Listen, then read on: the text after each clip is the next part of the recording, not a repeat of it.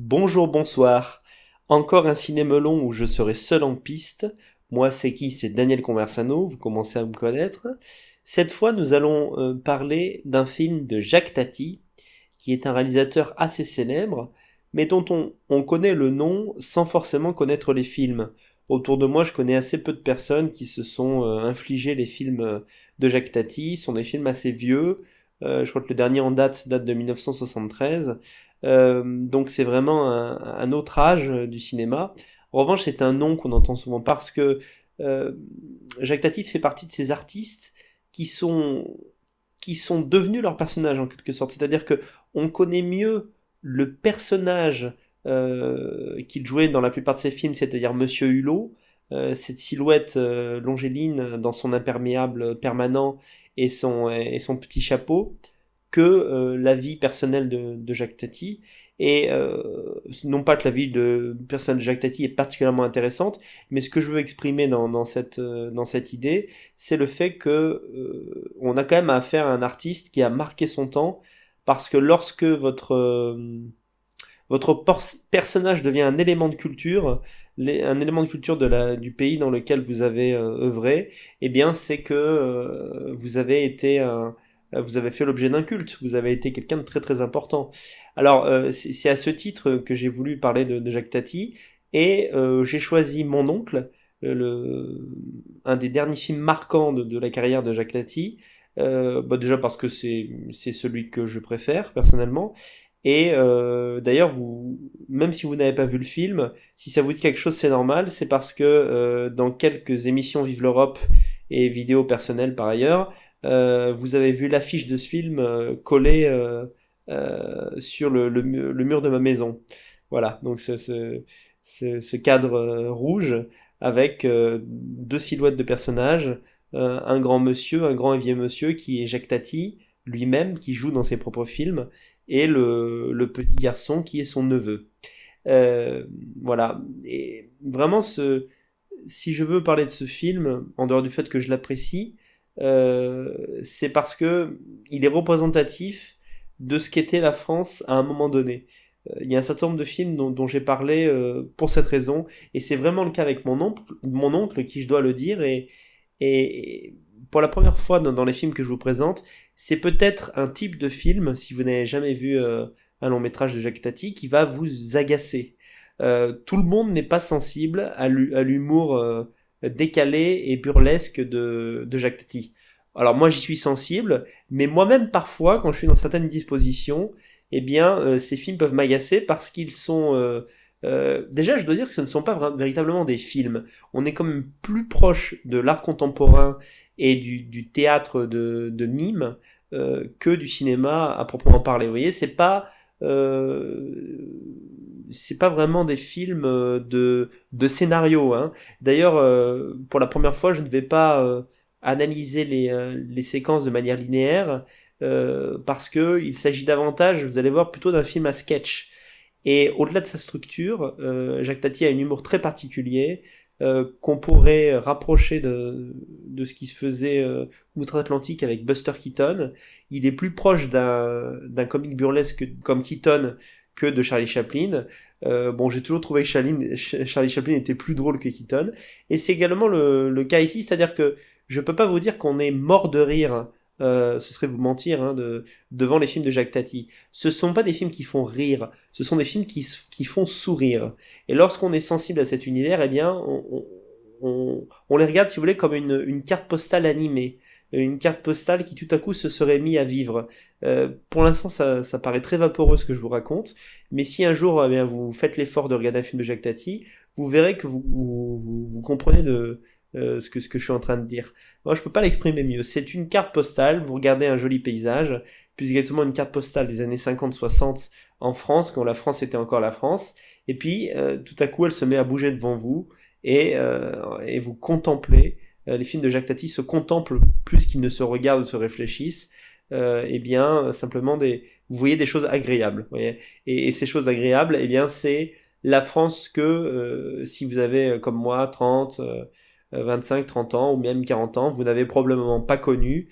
Et pourtant, cette France a existé, vous le savez intimement, vous le savez au fond de vous, vous le savez parce que vos parents ou vos grands-parents vous en ont parlé, et lorsque vous regardez un film de Jacques Tati, hop, ça vous saute aux yeux, vous comprenez, tout à coup, vous captez l'ère d'une époque. Et c'est pour ça que c'est un réalisateur qui a marqué son temps et qui fait partie des grands de l'histoire du cinéma du XXe siècle.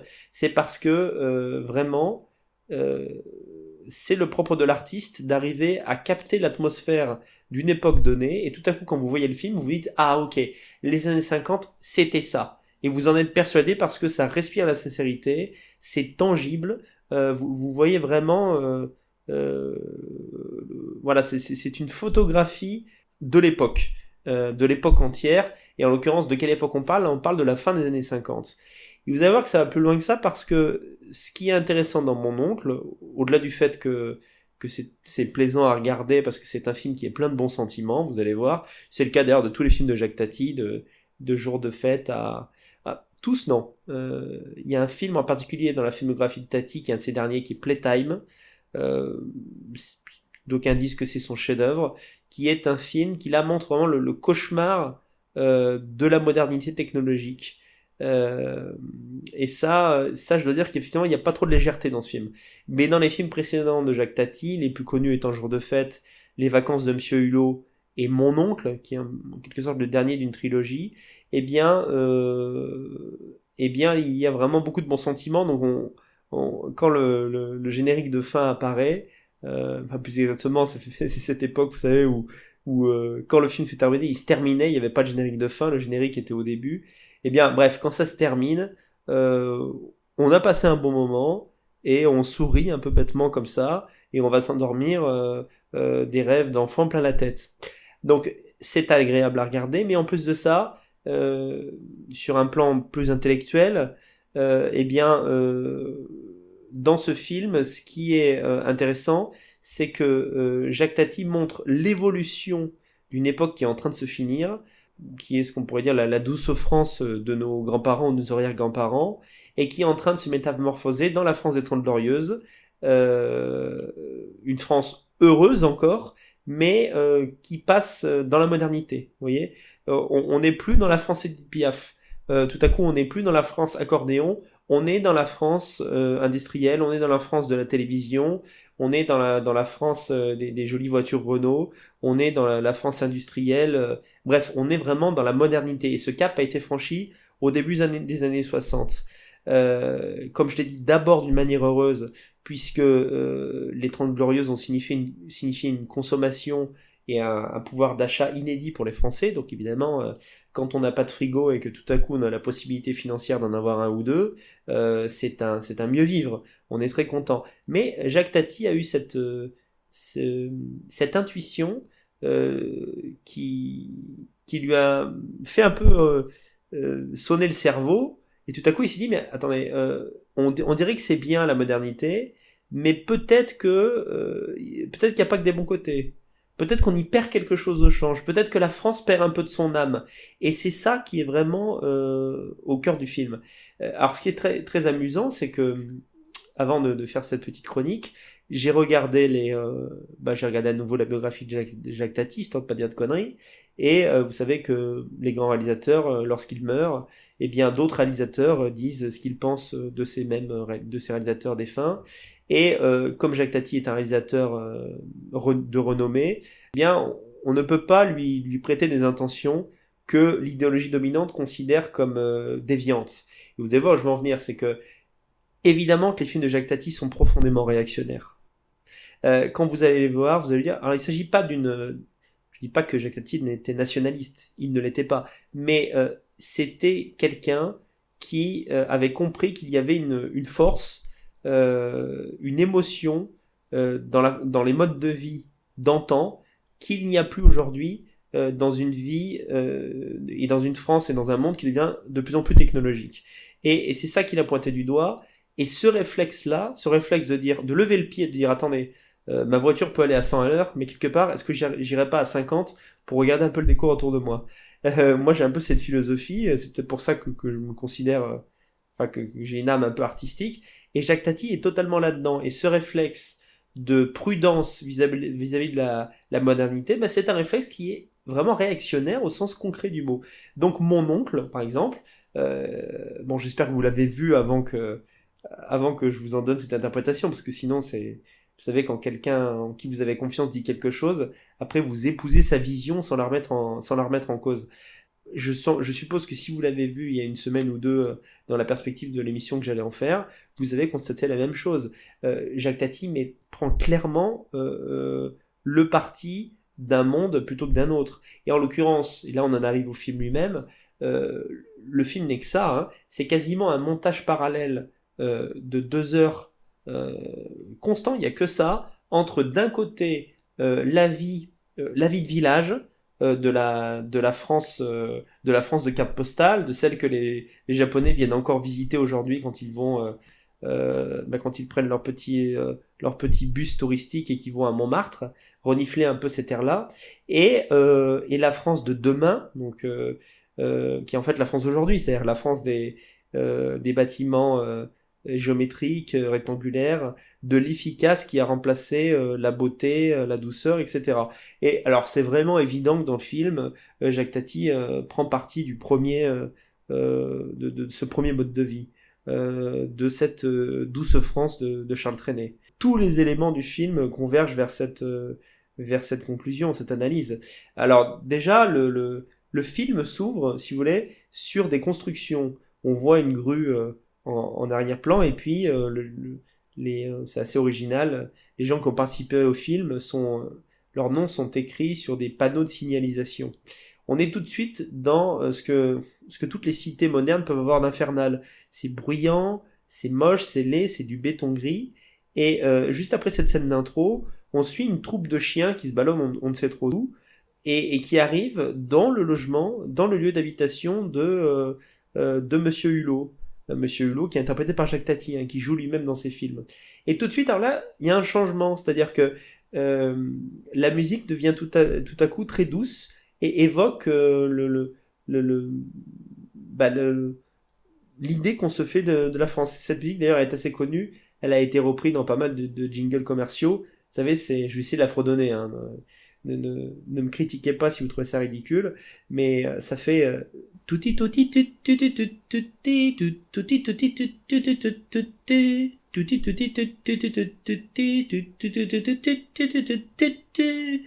tuti. Je me suis trompé sur la dernière note. Bref, peut-être qu'il vaut mieux que je la mette tout simplement en lien en bas de la vidéo, je crois que c'est moins ambitieux.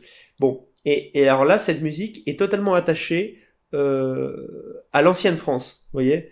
C'est-à-dire que là, il n'y a pas de doute. Quand on entend cette musique, on est dans un quartier. Alors plus exactement, pour ceux qui veulent savoir précisément où c'est, ça se passe à Saint-Maur. Donc c'est une ville qui existe toujours, qui a bien changé depuis, c'est le cas de le dire. Alors, euh, ces petits chiens là qu'on voit errer dans la rue, ils finissent par aboutir dans une grande maison, enfin, au portail d'une grande maison assez chic, mais très moderne, qui n'est pas particulièrement jolie, mais qui est très, comment dirais-je, très moderne et très futuriste, vous allez voir, parce que c'est justement la maison en fait est un personnage à part entière. C'est la maison des parents de cet enfant dont le personnage de Hulot s'occupe. Monsieur Hulot est l'oncle de ce petit garçon, et la mère de ce petit garçon est la sœur de Monsieur Hulot dans le film, et elle est assez différente de lui. Elle est mariée à un type qui est chef d'entreprise, et ces deux-là, ce couple, est vraiment l'antithèse de ce que Monsieur Hulot est lui-même. C'est un personnage maladroit, qui vit seul à un âge assez avancé, qui a une vie un peu de bohème, qui se balade un peu dans la vie et dans la ville sans trop de raison. Et on a l'impression il est très insouciant, en fait. C'est un enfant, en fait, Monsieur Hulot dans le film. Et un de ses rares bonheurs, un de ses bonheurs de vie, c'est de s'occuper de ce petit garçon qui lui ressemble beaucoup. Parce que, bien sûr, dans l'enfance, quand on est enfant, il y a de l'insouciance. Et ce monde des adultes très normé, cette vie de bureau, etc., ça a quelque chose d'assez effrayant. Euh, et alors, je vous dis, dès le début, le premier élément comique du film, c'est pas un personnage, c'est la maison elle-même où vit ce jeune garçon, qui correspond je pense, à ce rêve le futur tel que le rêvaient les gens des années 60, c'est-à-dire l'automatisation de tout, la robotique, la domotique, je crois d'ailleurs qu'on appelle ça, il y a un terme spécial, c'est-à-dire pour l'électroménager, les robots, si vous voulez, qui remplacent peu à peu eh bien, la ménagère, c'est-à-dire que la femme à la maison n'a plus rien à faire, elle a juste à regarder les robots s'agiter. Sauf que comme là on est au début des années 60, toute tentative un peu trop futuriste pour faire fonctionner les objets de manière indépendante, eh bien se solde par des échecs. Ça donne l'occasion à pas mal de scènes cocasses de voir le jour, et la moitié, par exemple, pratiquement des gags de ce film viennent de l'incongruité de cette maison. Vous voyez, qu'est-ce que je pourrais citer? Bon, par exemple, quand elle se fait cuire un steak, pour retourner le steak sur la face qui n'est pas encore cuite, elle a juste à appuyer sur un bouton et ça fait jaillir le steak en l'air, un peu comme une crêpe. Bon, c'est complètement con, hein, c'est ça le burlesque aussi, faut aimer. Moi, je suis client de ce genre de conneries. Je sais que c'est pas le cas de tout le monde et je vous reprocherai pas de pas aimer. Encore une fois, ce que je vous dis, le film est avant tout agréable par son climat, en fait. Ça respire la France qu'on aime. C'est comme si vous étiez assis dans le sud de la France. Alors ça a été tourné à Paris, mais bizarrement, je sais pas pourquoi on a l'impression que qu'on est dans le sud de la France, parce que justement, il y a ce rythme très doux, très, très amical, très bienveillant, et on a l'impression d'être avec une limonade en plein été, en train de regarder un bord de mer comme ça, très calme, faire des petites vadelettes. Donc, les gags sont assez enfantins, hein, et je vous dis, ça tourne beaucoup sur l'absurdité de l'automatisation de chaque objet. Parce que c'est un des marqueurs de la modernité, vous voyez. Autrefois, on faisait à peu près tout par nous-mêmes, et lorsqu'il y avait des outils, c'était des instruments, il fallait qu'on les fasse fonctionner nous, et avec l'ère de la robotique, qui après finalement, on a abandonné un peu cette modernité-là, elle reviendra peut-être quand la technologie aura évolué suffisamment. Maintenant, on est plus dans l'informatique, c'est-à-dire par exemple, vous pouvez vous faire livrer ça m'est arrivé quelquefois de le faire dans des périodes de grande fainéantise. Vous pouvez vous faire livrer l'intégralité de vos courses aujourd'hui en quelques clics. Voilà, vous allez sur la boutique Carrefour, Auchan, peu importe. Vous choisissez tous vos produits. Au-delà de 100 euros, on peut ça, la livraison est gratuite, donc il n'y a pas de raison de ne pas le faire. Et on vous l'amène à la maison. Donc quelque part, on n'est pas loin de la robotique d'une certaine manière. C'est le fait que l'action de l'humain s'efface au profit d'une autre procédure, si je peux dire, même si là, l'exemple est pas bon que j'ai donné, parce que quand vous faites livrer par Carrefour, c'est bien un être humain qui vous livre. Moi, en vous, en tant que consommateur, ça vous met dans une position d'attente et de passivité. Et c'est à ça que les personnages, euh, les parents du gamin du héros principal, eh bien, c'est comme ça qu'ils sont, en fait. Toute leur vie est orientée dans le fait d'avoir la dernière merde à la mode, le dernier truc high-tech qui paraît peut-être kitsch, mais qui sera un marqueur de réussite sociale. Vous voyez, un autre gag qui revient très souvent, c'est ils ont une fontaine et ils ont une fontaine avec une espèce de statue de poisson assez hideuse.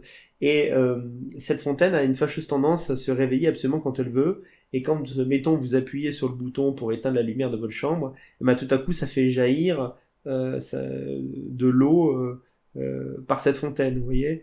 À un moment donné, la femme veut ouvrir le portail, et au lieu d'ouvrir le portail, ben, ça fait sortir un geyser de ce petit lac artificiel au milieu de la maison. Cette maison-là est assez inhospitalière, et on voit très bien que Jacques Tati prend le parti de se dire, finalement, à quoi nous sert tout ce merdier-là, à quoi nous sert cette modernité-là, à part à nous aliéner. C'est censé en fait nous rendre la vie plus facile. Or, par certains aspects, ça nous la rend plus complexe. Un des autres moments comiques du film, je vous dis là, je suis pas linéaire, je raconte pas dans l'ordre, je raconte tel que ça me vient parce que les scènes sont finalement interchangeables, on pourrait presque les mettre dans l'ordre qu'on veut. Il y a cette autre scène qui montre la bêtise où l'absurdité de cette époque est mise en exergue. À un moment donné, la femme change la porte du garage de sorte à ce que elle s'ouvre et se ferme au simple passage devant un petit radar à 1 mètre de l'entrée. Donc quand vous approchez du garage, la porte s'ouvre, Et lorsque vous avez garé votre voiture et que vous ressortez du garage, la porte se ferme. Évidemment, qu'est-ce qui se passe? Le premier jour où il teste ça avec, elle teste ça avec son mari, ils rentrent tous les deux dans le garage. Effectivement, quand ils passent à côté de ce radar, au travers de ces deux poteaux, tout à coup la porte s'ouvre. Alors le mari est émerveillé, il dit oh c'est formidable. Voilà, le progrès, rien n'arrête le progrès. Et puis quand ils rentrent dedans, leur petit chien domestique passe alors que eux sont dans le garage et ils passent devant ce petit portique. Euh, le, le, le radar le reconnaît, croit que c'est un humain et referme la porte et donc le couple se retrouve enfermé. Vous voyez, donc pas mal de petites scènes comme ça. C'est vraiment, je dirais, un bon tiers, une bonne moitié de l'esprit comique du film, montrer que ce qu'on croit être un progrès, en réalité, je dirais pas que c'est une régression, mais ce n'est pas, sur le plan du confort de vie, ce n'est pas un bon qualitatif si important. Vous voyez. À côté de ça, on nous montre quoi? On nous montre que là où vit Monsieur Hulot, qui est une force des anciens temps, hein, Monsieur Hulot, c'est un peu un personnage qui n'a pas d'âge. En ce sens, il ressemble, même si l'humour de Jacques Tati est plus proche de celui de Buster Keaton, le personnage de Monsieur Hulot me fait vraiment penser au Charlot de Charlie Chaplin. Parce que on n'arrive pas à donner un âge à Chaplin. Moi, quand je regarde un film de Charlie Chaplin, je me dis ça aurait pu être réalisé en 1960, mais ça aurait pu être réalisé aussi en 1810. Ce sont des gens ce sont des personnages qui incarnent une culture. Jacques Tati, c'est la France, et finalement, il n'y a pas besoin d'en savoir davantage. C'est un cliché, voilà, c'est un cliché assumé. Et donc, comme je l'ai dit quelques fois, il habite ce quartier qui est encore un, un- qui fonctionne un peu comme un village français. Tous les gens se connaissent. Le rapport entre les voisins est très simple. Il est plus que cordial. Il est amical. Monsieur Hulot dans le film a d'ailleurs une voisine qui est très charmante, une jeune nana de 20-25 ans, qui se comporte un peu comme une fillette. Alors ça paraît très exagéré, on s'est dit mais j'ai jamais rencontré une personne comme ça. Je peux vous assurer que ce soit en France ou à l'étranger, quand quand vous êtes en balade dans un coin où il n'y a que des blancs, vous serez surpris par la naïveté des gens à cet endroit. Je sais que c'est un retour que j'ai souvent de la part de gens qui vivent au Canada. Parce que même si bon, il y a une politique migratoire qui commence à être fâcheuse au Québec et au Canada, c'est quand même un pays de grands espaces. Vous avez un certain nombre de personnes qui n'ont jamais vu autre chose que des blancs. C'est quoi les blancs du Canada? Bah, c'est des Français, pour la plupart. C'est des Français ethniques de l'époque de 1700, 1700, 1600, 1800. Donc en fait, ce pari de carte postale, on retrouve cette douceur de vivre aux quatre coins du monde, partout en fait où il y a des blancs de l'Ouest qui se sont installés finalement. Et je peux vous assurer que il n'y a pas de rapport, là je digresse un peu, mais ça me paraît important, entre l'intelligence et votre connaissance de l'humain et votre naïveté. Vous pouvez être quelqu'un d'extrêmement intelligent dans le concept, dans le calcul mental, dans l'imagination, dans l'expression écrite, mais très bête dans votre connaissance des rapports humains. Parce que quand vous n'avez vécu que avec des gens de bien, des braves gens qui ne vous veulent aucun mal, eh bien, vous avez un rapport au monde extrêmement naïf, qui peut d'ailleurs être prélude au gauchisme. C'est dans ça que le gauchisme a pu s'incarner, dans la gentillesse des peuples blancs, et c'est d'ailleurs pour ça que le gauchisme n'existe que chez les blancs. Vous ne trouverez jamais, même dans des peuples de grande intelligence, vous ne trouverez jamais de juifs de gauche masochistes, c'est-à-dire d'être des juifs anti-juifs, vous en trouverez extrêmement peu. Vous ne trouverez jamais de chinois anti-chinois, vous ne trouverez jamais le gauchisme chez ces gens-là, parce qu'il n'y a pas cette empathie et cette gentillesse quasiment pathologique qu'il y a chez nous, qui n'est pas problématique lorsque nous ne vivons que entre nous, mais qui le devient lorsque eh bien, nous sommes confrontés à d'autres peuples. Bon, j'ai digressé, mais en fait, malgré tout, je pense que ça peut vous donner des éléments de réponse si vous êtes resté perplexe en voyant ce film où on a l'impression que ce quartier là où vit Monsieur Hulot, ce Saint-Maur des années 50, que c'est le paradis, qu'il a forcément exagéré, que c'est une image, comment on dit l'expression, voilà, une image d'airain, quelque chose qui en fait tient plus de la mythologie que de la réalité. Non, non, je peux vous assurer que moi c'est quelque chose que j'ai vécu à petite dose lorsque j'allais en Italie, ce sont des choses que j'ai vues, quand j'avais 10-15 ans, et même encore dans des villages aujourd'hui français, vous avez encore cette sensation-là. Cette sensation de tranquillité absolue. C'est le contraire de l'insécurité permanente que vous ressentez dans les centres-villes et dans les banlieues des grandes métropoles françaises, à Lyon, à Marseille ou à Paris. C'est-à-dire que vous ne risquez tellement rien, c'est inimaginable. C'est des endroits où, si vous avez la chance de vivre dans un endroit comme ça, au bout de 4-5 jours, vous comprenez qu'il est totalement ridicule de vouloir fermer votre porte à clé. Parce que vous le sentez, vous savez qu'il ne vous arrivera rien. Les gens ne sont pas comme ça. Et donc, il y a pas mal d'exemples dans le film remarquables de cette insouciance qui règne dans le monde d'avant, ce monde réactionnaire, hein, qui veut rester, il veut rester dans son intégrité culturelle, il veut vivre à son rythme, c'est un monde plus lent, c'est un monde plus pauvre, il faut le dire, la vie et l'insouciance est souvent chez les petites gens qui se contentent de peu de choses et qui en sont heureux, et vraiment ce film-là l'illustre. Mais illustre pas d'une manière gauchiste. C'est ça vraiment que je voulais vous dire. C'est pas de la sensiblerie, c'est pas de la méchanceté non plus vis-à-vis des classes bourgeoises. C'est juste un constat, le constat que la, la vie frugale, la vie de misère, eh bien, elle conduit à les gens à avoir des comportements qui sont plus humains. Et finalement, ces gens-là sont de toute façon plus attachants. On a plus envie de passer du temps dans un petit bistrot accompagné de prolétaires que dans cette maison du futur où rien ne semble réel, où tout est aseptisé. Et au-delà de la caricature, c'est vrai. Je veux dire, quand on fréquente, même aujourd'hui, des gens qui ont cette philosophie-là, eh bien, en général, on ne s'amuse pas, alors qu'avec les cancres, on rigole.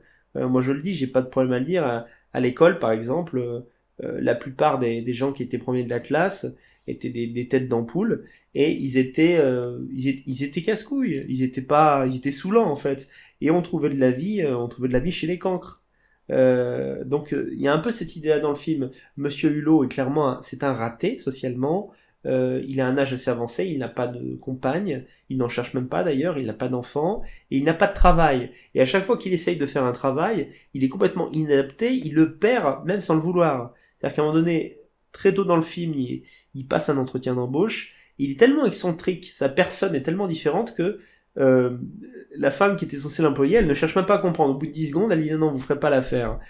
Plus tard, il se fera embaucher par son beau-frère, et en fait, par sa maladresse, son beau-frère, alors que c'est lui qui l'avait pistonné, bah, le fera sortir de l'entreprise parce qu'il est incapable en fait de vivre dans le monde d'aujourd'hui. Donc oui, je disais, je voudrais insister vraiment sur le fait que Tati veut montrer dans le film que il y a une France qui est en train de disparaître, et il y a des éléments très clairs en ce sens, hein, c'est-à-dire que en quelque sorte, c'est un jubilé, c'est une ode à une France qui est en train de disparaître, et Tati le ressent, il en a l'intuition bien avant tout le monde. On n'avait pas trop cette critique-là de la modernité à l'époque parce que les gens étaient très contents que la guerre soit finie, ils étaient très contents de retrouver un pouvoir d'achat, et ils disaient, oh, c'est super, on n'a jamais été aussi heureux en France. Eh bien, Jacques Tati met un petit bémol avec ce film. Il dit, attention, on va peut-être vers quelque chose qui est, oui, l'ultra confort, mais c'est peut-être pas exactement humain, c'est peut-être pas exactement là que se trouve le bonheur des hommes. Euh, donc, je vous donne un exemple de l'insouciance et de la totale sécurité qui règne dans le Saint-Maur des années 50, dans lequel vit Monsieur Hulot dans le film. Par exemple, on voit une scène de marché, c'est-à-dire que les gens font leurs petites courses dans le marché de la ville. On ne sait même pas, Saint-Maur était une ville, mais on a l'impression que c'est un village dans le film, donc on va dire le village. Il y a une vieille qui fait son marché, qui va acheter des salades. Et au moment où elle va acheter une salade, le commerçant n'est pas là, il est en train de boire un café 100 mètres derrière elle. Et on les voit tous les deux dans le même plan. Et en fait, là, il y a ce moment incroyable où le commerçant, il fait tellement confiance à la vieille dame qu'il ne va pas vers elle, il ne s'approche pas d'elle, au cas où l'idée folle de voler des salades lui prendrait.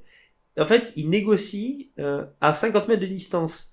Le mec, il lui dit, ouais, prends cette salade. Non, mais en fait, prends plutôt l'autre, il lui fait un signe. Elle est mieux, elle est plus fraîche, donc c'est le commerçant qui dit ça.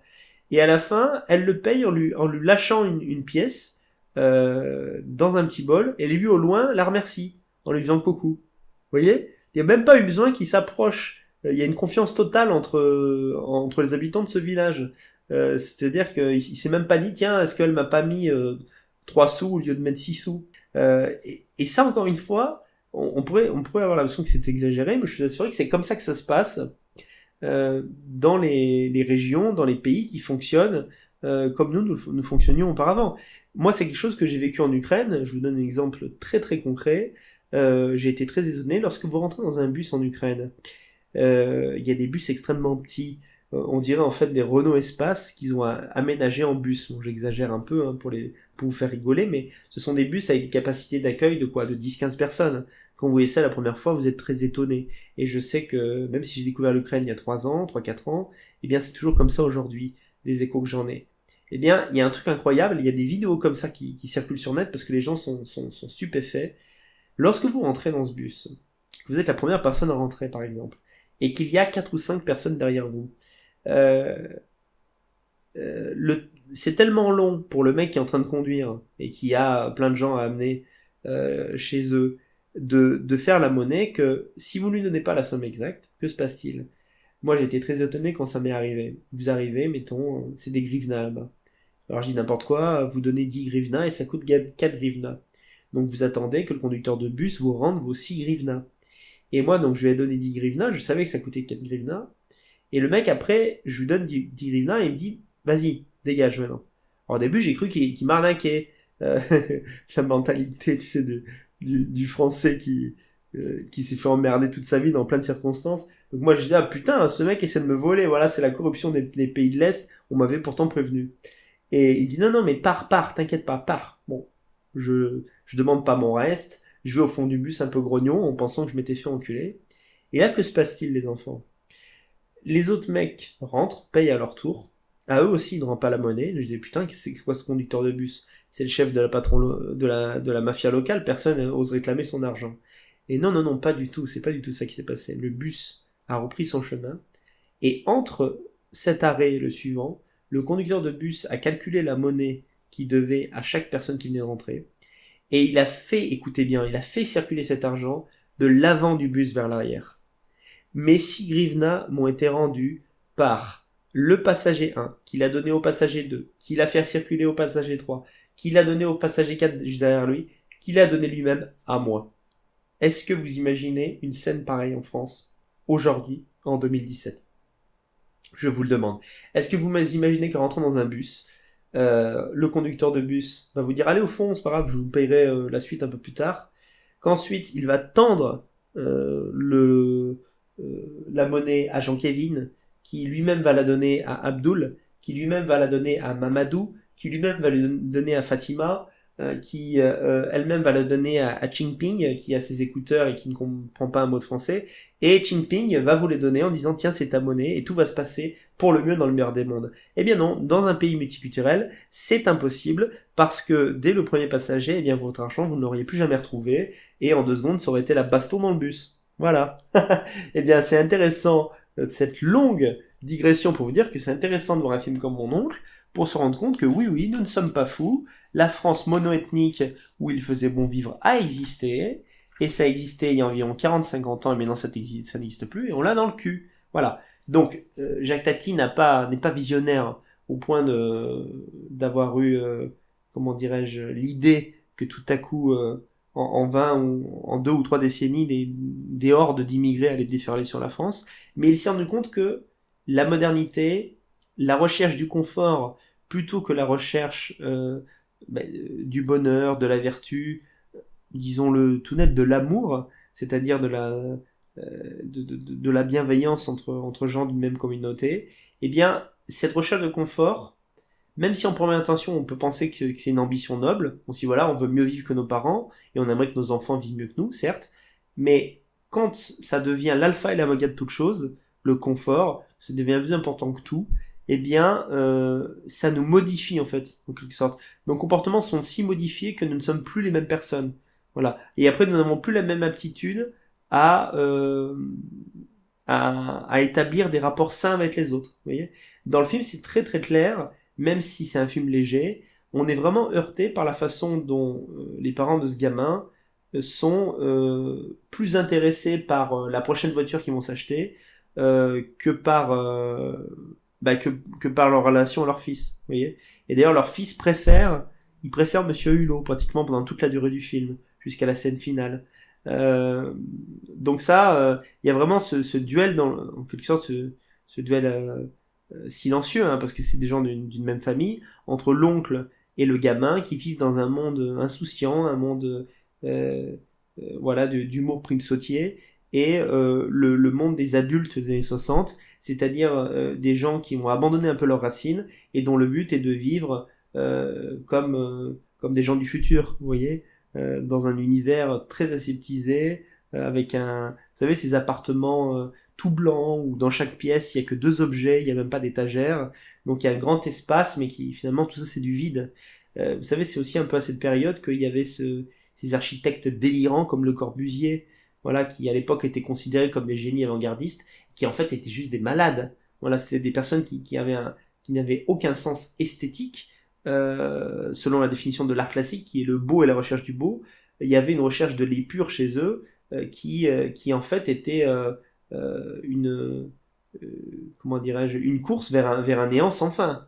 Je vous engage vraiment à regarder je vais essayer de retrouver le lien parce que c'est une vidéo passionnante et qui fait froid dans le dos. Où en fait on voit les plans de Le Corbusier pour Paris. C'est-à-dire que on a été à deux doigts d'offrir à Le Corbusier la possibilité de raser le Paris historique, alors que ce soit les restes du Paris moyenâgeux, ainsi que le Paris haussmannien du 19e siècle, qui est le Paris qu'on connaît en fait. La plupart des appartements que vous voyez ont été faits au 19e, au début du 20e siècle. Eh bien, il voulait raser tout ça pour faire un Paris hyper moderne, à la façon de ce qu'il avait fait à Brasilia, et ça aurait vraiment détruit la ville. Aujourd'hui, on se rend compte à quel point cet urbanisme néo-futuriste était juste de la merde en boîte, vous voyez. Et maintenant, dans le film, on voit que le personnage des parents, le père et la mère, qui par ailleurs sont des gentilles personnes, hein, ce sont des Français, euh, ce sont, mais c'est des Français qui ont complètement épousé l'idéologie de l'époque, qui était celle de la course vers le progrès. Vous voyez, ils ne sont plus intéressés que par ça.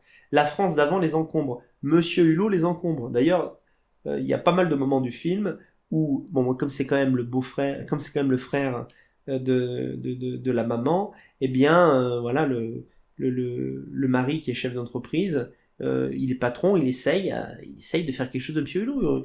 Ils essayent de la caser avec la voisine, mais Monsieur Hulot est trop maladroit. Au lieu de la draguer elle, il en drague une autre, qui lui paraissait simplement plus sympa. D'ailleurs, on ne sait pas si la maladresse de Monsieur Hulot, on ne sait pas si elle est volontaire ou alors ou elle est inconsciente. On ne sait pas vraiment en fait si c'est un débile léger ou si c'est quelqu'un qui sciemment refuse. Il y a une ambiguïté là-dessus. Si c'est quelqu'un qui refuse totalement la modernité et ce monde de dupes. Ce sont quand même des gentilles personnes. Ils essayent vraiment de faire rentrer Monsieur Hulot dans le moule. On a l'impression un peu que c'est leur grand-fils, même si c'est le plus vieux de la bande. Et ben, on a l'impression vraiment qu'il est totalement dépendant d'eux, un peu comme s'il était sous tutelle, qu'il n'avait même pas de disposition de son compte en banque. D'ailleurs, il a tendance à leur obéir. Lorsque sa sœur lui dit bah vas-y, l'autre il t'a pistonné, tu peux aller travailler là-bas, il s'exécute alors qu'on voit très bien qu'il n'est pas fait pour ça. Il n'est pas fait pour ça parce qu'il n'est pas adapté. Vous voyez, là on voit quand même dans la profondeur. Il ne s'agit pas de décrire le film purement et bêtement, c'est de voir ce qu'il y a derrière. Et en fait, ce Monsieur Hulot, c'est l'homme de la France d'avant. Vous voyez, il faut pas le faire chier avec un boulot du tertiaire où faut cocher des cases toute la journée, vous comprenez? Ça, c'est pas fait pour les vrais hommes. Ça les rend fous, ça les aliène. Chaplin l'avait déjà montré dans les temps modernes. Et il y a une scène, un film prodigieux, d'ailleurs, si vous l'avez pas vu, je vous encourage vraiment à le voir. Dans les temps modernes, Chaplin montre à quel point la vie d'usine, la vie d'ouvrier en usine, en fait, est un cauchemar. Donc il le fait avec son humour légendaire, avec des scènes vraiment tordantes. Et à son niveau, Jacques Tati fait un peu la même chose, d'une manière peut-être encore plus désabusée. On voit que Monsieur Hulot ne cherche même pas finalement, il cherche même pas à comprendre comment ça marche. Il est, euh, il est totalement décalé par rapport au fonctionnement de l'entreprise. Il est très dilettante. En plus, il a ce défaut des gens bien. Et là, je me suis vraiment retrouvé là-dedans. Vous allez voir, c'est qu'il y a une scène assez amusante où lorsque le patron, là, ventripotent, euh, qui est un des personnages du film principal, hein, donc dont Monsieur Hulot est le beau-frère, eh bien, lorsqu'il rentre dans son entreprise le matin, un peu après ses employés, eh bien, dès qu'il arrive, dès que les gens voient passer son petit chien, ils se disent tiens, le patron est en train d'arriver, ils font semblant de bosser, vous comprenez? Ils passent devant une pièce où trois femmes sont en train de rigoler, et dès qu'elles voient le petit chien avancer, elles se disent oh là là, le patron va se pointer, c'est le chien du patron, donc on va faire semblant qu'on tape sur nos machines à écrire. Et elles le font. Et en fait, on a une scène comme ça où on a un enchaînement de 3 ou 4 personnes qui, en fait, sont, comme tous les gens qui sont employés dans ce genre d'endroit, essayent d'en faire le moins possible, et ils ont développé un talent extraordinaire pour donner l'impression qu'ils travaillaient. Et la seule personne qui n'arrive pas à cacher qu'elle ne fout rien, c'est Jacques Tati, donc Monsieur Hulot. C'est-à-dire que lui, il cherche pas à savoir à quelle heure arrive le patron. À un moment donné, s'il a envie de s'asseoir et de s'allonger par terre, en l'occurrence, pour jouer avec un petit clébard, eh bien, il le fait. Vous voyez? Il se dit même pas, bah tiens, c'est le chien de mon beau-frère, donc mon beau-frère est dans le coin, il va commencer à jouer avec le chien. Donc tout ça donne l'impression que Hulot est un incompétent, ce qui d'ailleurs n'est pas seulement une impression, il est vraiment pas adapté à ce monde-là, il ne fait pas d'effort pour le faire, et en plus, même quand il essaye, eh bien, il est ridicule, c'est-à-dire ce monde moderne le rejette. Il y a cette scène où, encore une fois, là, ça fait vraiment penser au temps moderne de Chaplin. Euh, je sais pas trop, on ne sait même pas ce que l'entreprise produit, en fait. Ça, par contre, c'est du plastique, des tuyaux en plastique. Eh bien, à un moment donné, il y a une scène où les tuyaux se mettent à devenir fous, ils sortent de plus en plus vite, le tube sort de plus en plus vite, et il y a une espèce de cloque qui se crée, et lui, il se rend compte, Monsieur Hulot se rend compte que c'est très grave, il essaye tout pour arrêter la machine, appuie sur tout le bouton, et ça ne marche pas. Vous voyez? Donc là, le message est simple, c'est vraiment ce monde va trop vite. Vous voyez, c'est un peu cette image, il faut imaginer que le monde est un carrousel, mais qui tourne à toute allure, et tout à coup, certaines personnes, qu'on appelle les réactionnaires, en l'occurrence Jacques Tati, dans ce film, ou bien nous, aujourd'hui les nationalistes, on dit attendez, il y a eu des progrès, il y a des nouveaux outils, il y a des nouvelles façons de vivre, des nouveaux modus vivendi, mais est-ce que c'est parce que c'est nouveau que c'est bien? Il faut peut-être réfléchir à ce genre de choses. C'est peut-être nouveau, c'est peut-être high-tech, mais c'est peut-être pas moral, c'est peut-être pas agréable, c'est peut-être aliénant à terme. Et plus le film avance, plus on se rend compte que les gens qui sont les... Alors je m'aperçois en fait quand je parle que c'est... On a l'impression que le film a un propos très gauchiste. Parce que c'est vrai qu'il y a chez les altermondialistes qui sont des gens de gauche, il y a un peu ce rejet de toute forme de modernité. Vous savez, ce discours un peu les Américains sont les méchants impérialistes, Coca-Cola doit mourir, il faut tous qu'on vive comme des tribus indiennes. C'est pas exactement ça qu'il y a dans le film. C'est juste une réflexion sur le piège de la modernité, le piège du confort, c'est-à-dire chercher le confort c'est bien, mais un homme sain et équilibré a besoin aussi d'action, il a besoin d'imprévus, il a besoin de se mettre un petit peu en danger. Il peut pas vivre à vie dans une espèce de chambre d'hôpital géante. Parce que c'est ça en fait, les pays d'aujourd'hui en France sont devenus un peu des trucs comme ça, surtout nos domiciles. Cette robotisation de tout, on commence à ça commence à revenir, c'est plus seulement de la fiction, ça commence vraiment à avoir lieu. Moi je vois maintenant les voitures, on a des voitures qui se garent toutes seules, avec un radar de recul vidéo, vous voyez. Donc c'est à la fois des choses qui servent et des choses qui vous asservissent. Parce que voilà, maintenant moi que j'ai la petite vidéo pour mieux me garer quand je recule, et bien je me suis aperçu un jour où je sais pas pourquoi elle marchait pas, que j'ai énormément de difficulté à me garer sans. Les iPhones c'est super, ça fait des photos d'une qualité d'un appareil photo très bien, mais je veux dire vous êtes complètement esclave de votre iPhone, il y a tout dessus. Or cette merde dure que 5 heures, et au bout de 5 heures vous n'avez plus de batterie, vous l'avez dans le cul. Et là tout à coup vous ne savez plus comment vivre, vous voyez. Donc finalement le propos paraît très banal, très enfantin, très très gauchias dans l'idée, mais il renvoie quand même à une réalité, c'est-à-dire que cette société de l'hyperassistance, eh bien, on a l'impression que ça nous fait du bien, alors que à terme, ça nous fait du mal. Nous finissons par être esclaves. Ce ne sont pas les parents qui dominent la maison qu'ils ont pimpée, où tout est possible, où on peut faire apparaître la lumière juste en claquant des doigts, vous voyez, quoi. C'est la maison qui les domine. C'est au final, c'est la maison qui se sert d'eux et qui a une vie autonome. C'est d'une certaine manière, et ça fera peut-être plaisir à la scène où Geoffrey, s'il m'écoute, ça préfigure un petit peu le transhumanisme et la singularité dont on nous rabat les oreilles depuis quelque temps sur Internet. C'est-à-dire l'idée qu'un jour les humains ne seront plus nécessaires, tout simplement. Et que finalement ils auront travaillé, le sens de l'histoire ça aurait été quoi? Eh bien le sens de l'histoire ça aurait été de l'amélioration technologique jusqu'à l'avènement de ce que Bernanos appelait la France des robots, et bientôt le monde des robots, où l'humain n'est plus nécessaire finalement quoi. Et il y a vraiment vraiment vraiment ça dans le film. C'est pratiquement le seul propos du film qui est rabâché sans cesse. Je vous dis par le jeu d'un montage parallèle où on nous montre que on est heureux dans la France des villages, la France réactionnaire, et on est moyennement heureux dans la France moderne qui se veut être la France du futur. Vous voyez, à chaque fois que le rituel est immuable, les parents du gosse là sont très contents d'avoir fait une nouvelle acquisition et ils appellent tous leurs voisins par exemple et tous leurs amis pour faire un brunch. Et bien en fait, ils arrivent tellement pas à régler toute leur merde technologique qu'ils viennent d'acheter qu'il y a toujours des problèmes. Il faut changer de pièce. Tout à coup, le jet d'eau se met à atterrir sur les invités.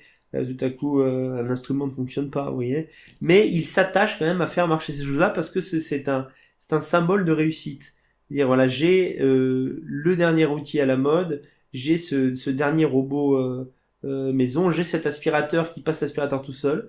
Et cette scène comme ça où on voit un aspirateur qui fait des allers-retours dans la maison. Le gosse rentre en croyant voir sa mère et en fait il voit l'aspirateur qui tout seul est en train de nettoyer la maison. Et en fait, tout ça est assez ridiculisé et mis en parallèle avec la vie rustre, frugale, et bien des petites villes et de cette France qui va au ralenti, vous voyez, où ce sont des vrais balayeurs qui balayent les rues, ce ne sont pas des robots. Où en fait il y a une confiance totale entre les commerçants, ou lorsqu'il y a une bagarre, ça aussi c'est une scène qui m'a marqué, et cette scène où Monsieur Hulot se prend la tête avec un jeune garçon, qui le poursuit, et ça, ils atterrissent près du zinc, où Monsieur Hulot a ses habitudes, hein, puisque c'est près de chez lui, et ils sont sur le point de se battre, donc là il y a une espèce d'effet comique un peu ridicule, mais au lieu de taper ce jeune homme, eh bien Monsieur Hulot tape le patron du bar, et après il y a une espèce d'ellipse, et on revient une demi-heure, une heure plus tard, et on se rend compte que, alors qu'ils voulaient se frapper, finalement, Hulot et le jeune homme sont devenus les meilleurs amis du monde. Donc ça, c'est une scène habituelle qu'on voit aussi un peu dans les films de cow-boys. On sait que l'époque des cow-boys, c'est quoi? C'est le 19e siècle. Donc c'est l'époque où comment dirais-je, les blancs sont partis à la conquête de l'Ouest. Et lorsqu'ils créaient comme ça des villes de blancs, il y avait un peu cette espèce de camaraderie sauvage, où les gens pouvaient se frapper dessus et finalement à la fin de la soirée partager une bière. C'est très british, très celte en fait cette façon de se réconcilier autour d'un verre. Donc vous voyez, encore une fois, ça montre que il y a que des bons sentiments, il y a que de la gentillesse, il y a que de l'amour en fait dans cette France des villages. Et cette France des villages, eh bien tout au long du film, par petites touches et puis clairement à la fin, on comprend en fait qu'elle est en train de disparaître. Ce qu'on comprend, c'est que les travaux qu'on voyait être effectués au début du film, eh bien en fait sont en train de détruire les vieux quartiers pour construire des quartiers modernes, tout simplement. Donc en fait, ce petit bout de France qui reste, peu à peu, eh bien il disparaît. Et ça aboutit dans la scène finale à quoi? Monsieur Hulot, qui certainement se rend compte qu'il est quelqu'un de maladroit, etc., il fait confiance à son beau-frère, qui le mute à un autre endroit. Pourquoi le beau-frère fait ça? Parce qu'il pense que Monsieur Hulot a une mauvaise influence sur son gamin. Voilà, c'est pas quelqu'un qui va le tirer vers le haut, et c'est vrai, hein, c'est pas en suivant Jacques Tati dans le film que le gamin serait devenu un grand chef d'entreprise. Donc il a besoin d'une autre influence, et donc pour ça, il trouve un petit job à, au personnage de Hulot à l'autre bout de la France. Donc le film se termine comme ça, il prend toutes ses valises, il quitte, c'est assez émouvant en fait, il quitte ce petit village de Saint-Maur, ce petit quartier de Saint-Maur où il était heureux comme un roi. Tout le monde est triste de le voir partir. Il part à d'autres aventures. Son beau-frère l'amène avec le gosse jusqu'au bus. Et c'est à la fin d'une ère. Quand Hulot prend ce bus, mais finalement il atterrit symboliquement à son prochain film qui est Playtime, que je vous propose de voir, et qui est là, et vraiment la France d'après. C'est la France où il ne reste plus rien, plus aucun stigmate de la France des villages qu'on aime.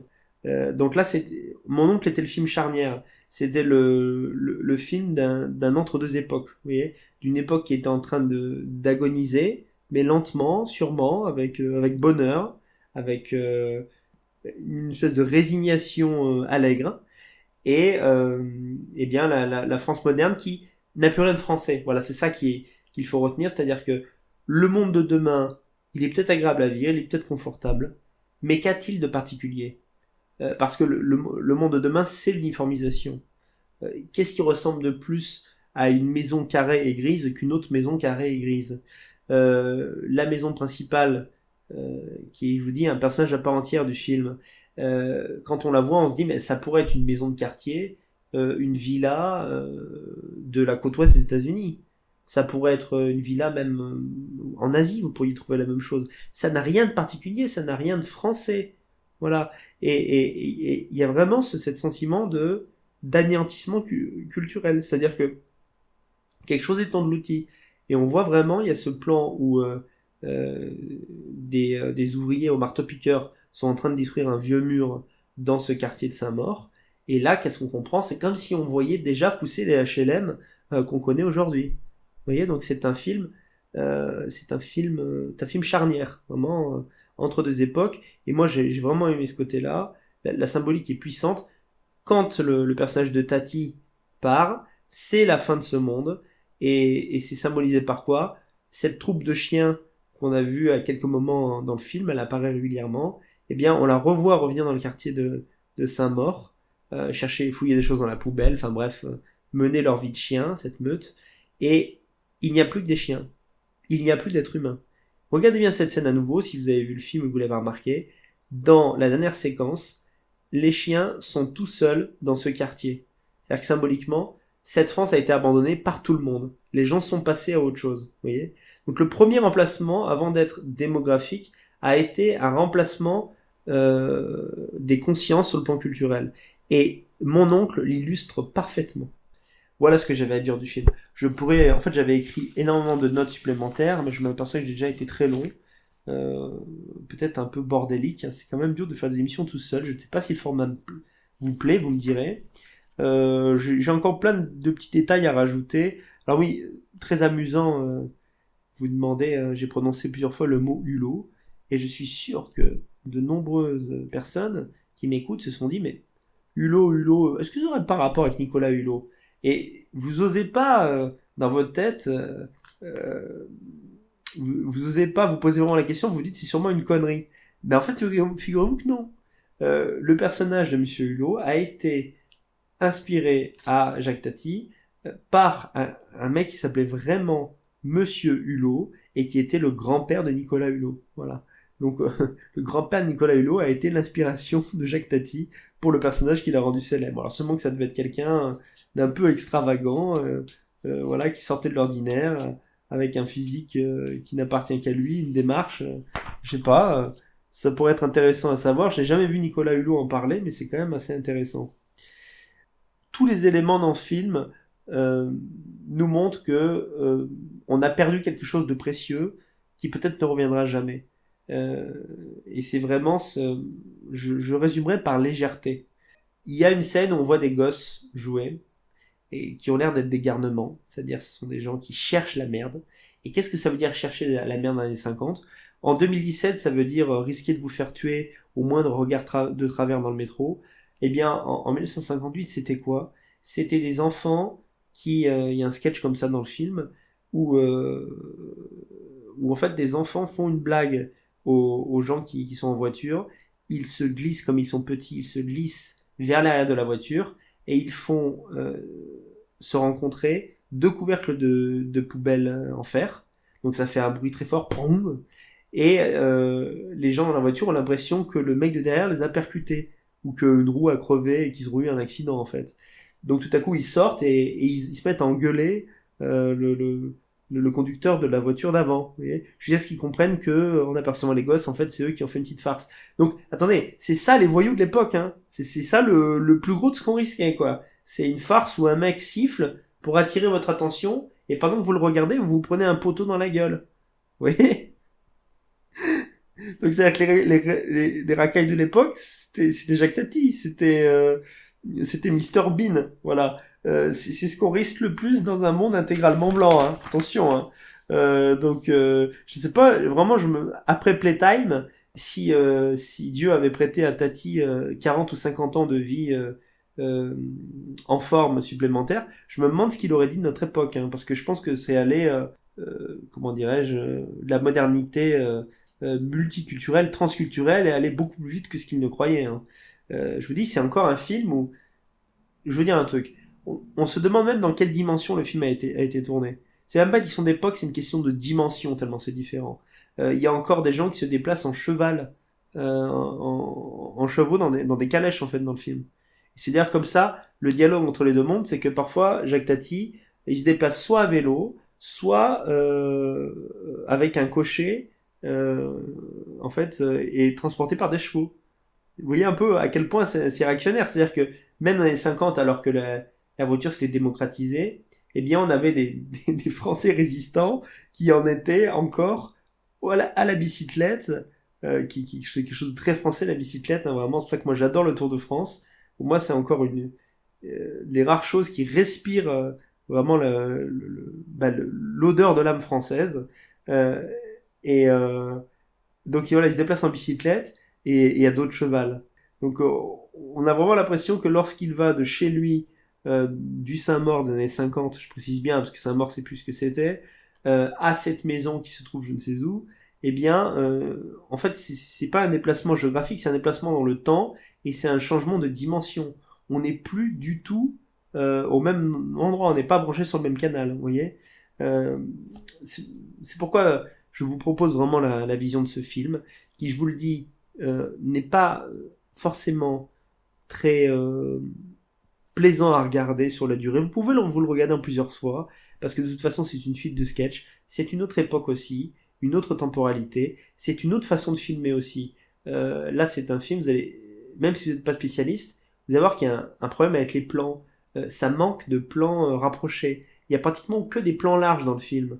Et ça procède de cette impression de ne pas avoir affaire à un film, mais à des vues. C'est-à-dire, en fait, on a l'impression d'être que tout ça défile en bas de notre rue, et que nous, on est à la fenêtre, et que tout simplement, de temps en temps, on change de fenêtre. Et quand on change de fenêtre, on assiste à une autre scène, toujours en plan général. Vous voyez, ce que je veux dire par là, c'est que ce sont plus des vues que des scènes de cinéma avec une réelle diégèse et une réelle progression dramatique. Moi, ça m'a fait penser, par certains aspects, au court-métrage des Frères Lumière, qui sont disponibles sur Internet aujourd'hui. Vous pouvez tous les trouver, c'est assez fascinant. Donc les premiers films qui étaient réalisés, pour des contraintes techniques, évidemment, on pouvait pas faire de montage, on pouvait pas faire des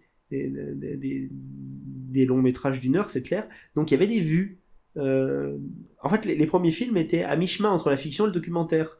Lorsque vous regardez par exemple L'arroseur arrosé des Frères Lumière, eh bien c'est un film où il y a un plan séquence, et c'est une vue sur une blague qui est celle de l'arroseur arrosé. Un mec qui arrose un truc, un mec derrière lui fait une farce, met le pied dessus, tout à coup, attention je vous spoil l'arroseur arrosé, le tuyau cesse d'envoyer de l'eau, et à un moment donné, le farceur relâche le pied et l'eau rejaillit sur la gueule du mec qui est en train d'arroser.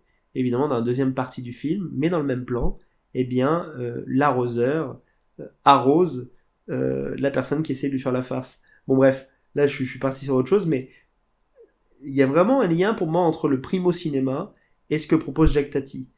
On n'est pas du tout dans la tricherie fictionnelle, on est dans un on est dans un film qui est une loupe, vraiment, c'est-à-dire on regarde un peu tout ça s'agite, c'est comme des Sims, ce sont des petites puces qui s'agitent, et vous êtes avec une loupe et vous regardez ça de loin. Vous voyez les gens essayer de s'en sortir dans cette modernité un peu déshumanisante, et je vous dis, c'est un film assez contemplatif qu'il faut regarder lorsque vous êtes vous-même assez détendu, et ça va vous détendre plus encore. J'ajoute aussi que tous les films de Tahiti sont comme ça, c'est très curieux. Ce ne sont pas des films muets, mais quand vous le voyez, vous avez tout de même la sensation de voir des films muets. Parce que les dialogues dans le film n'ont aucune importance. C'est pratiquement que des bribes de conversation volées. Tout est post-synchronisé. Tout est un peu déréalisé comme ça. Et le personnage de Hulot lui-même, alors c'est un peu... j'essaie de faire une comparaison que tous les gens dans mon public peuvent comprendre. Ça m'a fait penser au personnage de Link dans Zelda, donc le personnage qu'on incarne dans tous les jeux Zelda. C'est le seul à ne pas parler, il ouvre pas la bouche, vous comprenez? Peut-être que c'est plus facile de s'identifier à lui de cette manière, mais alors que tous les autres personnages s'expriment au moins par onomatopée, et aujourd'hui qui s'expriment vraiment, eh bien Link ne parle pas. Eh bien dans Monsieur Hulot, c'est la même chose. C'est-à-dire qu'il répond en hochant de la tête, et tout le monde trouve ça normal. Donc il y a encore cette sensation, presque dans un métalangage cinématographique, que Jacques Tati, et donc le personnage de Hulot qu'il incarne lui-même, euh, est une force des temps passés. Parce que c'est un personnage muet en plein cœur du cinéma parlant des années 50-60. Ce personnage est totalement anachronique. Tout comme la France qu'aime Jacques Tati et qu'il incarne lui-même. Euh, avec cette particularité en plus biographique de Jacques Tati qui est extrêmement peu français de sang. Il est franco-russe par son père, il me semble, et italo-néerlandais par sa mère. C'est un Européen pur jus, mais qui est un assimilé avant d'être un Français de sang. Et pourtant, il a tout à fait compris l'esprit français. Il a réussi tout à fait à se l'approprier, à le faire sien. De telle sorte que quand on a voilà, des images du cinéma français, des modèles, eh bien, Jacques Tati revient souvent dans la tête des étrangers. Vous voyez, il y a Astérix le Gaulois, il y a Edith Piaf dans la chanson, bien sûr, et ben pas loin après, il y a Jacques Tati. C'est vraiment ce que les étrangers se font de l'idée de la France. Et à ce titre-là, puisque vous êtes des faf et que vous aimez votre pays, même si vous n'aimez pas le cinéma, même si vous n'aimez pas l'humour burlesque, ce que je peux comprendre, moi aussi parfois ça me fatigue, eh bien vous vous devez, je crois, de jeter un œil amusé et, euh, et comment dire, affectueux à ce grand monsieur du cinéma. Voilà, je vous remercie pour votre attention et on se retrouve pour un prochain Ciné Ballon. À bientôt.